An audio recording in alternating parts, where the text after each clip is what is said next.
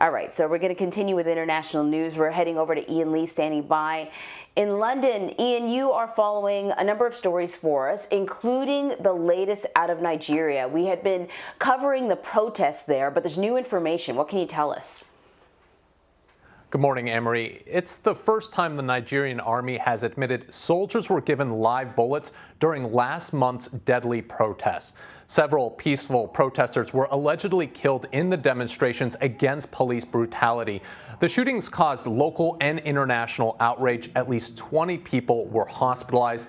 The military initially said troops weren't even deployed at the site of the shooting before later admitting they were. Then the Army denied soldiers carried live ammunition, insisting only blanks were fired. Now on Saturday, a general told the Judicial Committee that soldiers were given live bullets as a backup because of some, quote, hoodlums had infiltrated the protests. Next, we are in Hong Kong, where pro-democracy activist Joshua Wong is in police custody. He pled guilty earlier today to charges of organizing and inciting an unauthorized assembly near police headquarters. The protest took place during last year's anti-government demonstrations. He now faces up to 5 years in prison. Wong rose to stardom as a teenager during the 2014 student-led Umbrella Democracy protests.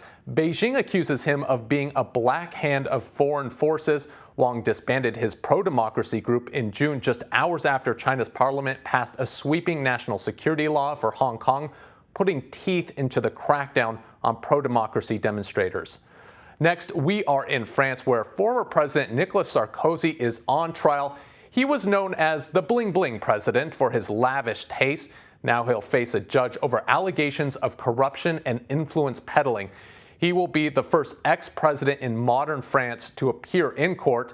Now, the case stems from his time in office and secret donations to fund his 2007 presidential campaign from then Libyan leader Muammar Gaddafi. The former president then allegedly tried to bribe an official for information about the investigation.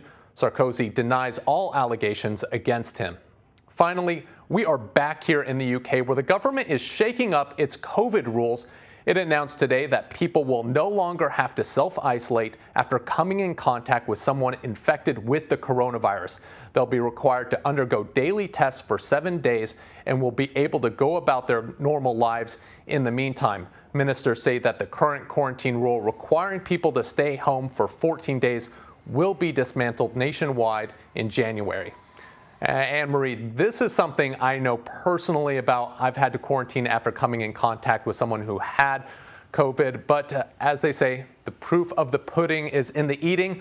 We'll have to see how this affects cases. Yeah, here's the thing about it, and I can understand why people would get confused about what they're being told to do. We've been told that this virus can incubate for 14 days. That's why you got to make sure that you don't come in contact with people for 14 days.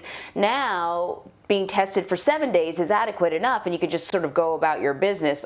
Unless, of course, I guess by day 5, you maybe test positive. This is the sort of stuff that really confuses people, and then they just go, I'm just going to do whatever. I'm going to do what it seems like common sense to me, because I can't understand what authorities are telling me to do.